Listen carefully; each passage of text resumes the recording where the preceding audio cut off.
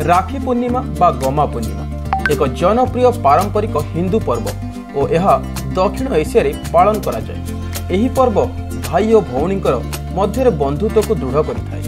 एही दिन भौणी भाई हाथ में राखी बांधि थाए और तांकर उज्जवल भविष्यत पई प्रार्थना करिथाए। बदल रे भाई तार भौणी को रक्षा करिवार संकल्प नहीं थाए। एही पर्व श्रावण मासर पूर्णमी दिन पालन करा जाइथाए। तेबे अन्य राज्य मानकरे एही श्रावण पूर्णिमा को भिन्न रीति रे मध्य पालन करा जाए। गुजरात, महाराष्ट्र, गोवा, कर्नाटक आदि स्थान रे श्रावण पूर्णिमा को नारिकेल पूर्णिमा भावे पालन करा जाइथाए। गुजरात रे एही दिनटी पवित्रपन भावरे पालन करा जाइथाए। उत्तर प्रदेश, मध्य प्रदेश, छत्तीसगढ़ रे एही पूर्णिमा को काजरी पूर्णिमा भावरे मध्य पालन करा जाइथाए। तेबे दक्षिण भारत रे एही तिथि को अग्नि अविटम भावे पालन करा जाइथाए। पुराण और इतिहास रे रहिछि रक्षाबंधन अनेक घटना।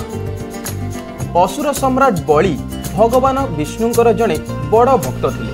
तांको उपरे कौनसी विपद आसु एहा विष्णु चाहू नथिले। तेबे बलिंको उपरे विपद थिबा जानी विष्णु वैकुंठ त्याग करी बलिर राजप्रासाद रे अवस्थापना कले। तेणे महालक्ष्मी एहा चाहू नथिले। से चाहूतिले विष्णु तांको सह वैकुंठ रे अवस्थापन करंतु। एहार एक उपाय चिंता करी लक्ष्मी ब्राह्मणी बेश बलि को भेटिले। श्रावण पूर्णिमा रे से बलि हाथ में राखी बांधि देइथिले। एहा परे जणे भाई हिसाब रे लक्ष्मी को कथा बुझिबा बलिंकर कर्तव्य थिला। लक्ष्मी कौन चाहुछंती जानिबा परे से विष्णु को वैकुंठ रे रहिबाकू अनुरोध करिथिले।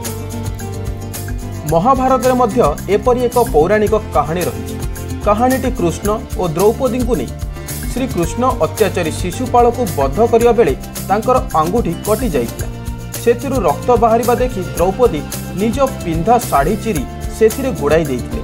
फलरे रक्त बंद हो जाइतिला। द्रौपदीଙ୍କ मध्यरे श्रीकृष्ण निज भौणीर स्नेह पाई पारिथिले। जेतेबेले कुरुसभारे द्रौपदी को कौरव माने विवशना करने उद्यत हेले सेतेबेले श्रीकृष्ण वस्त्र दान करी द्रौपदी सम्मान रक्षा करथिले।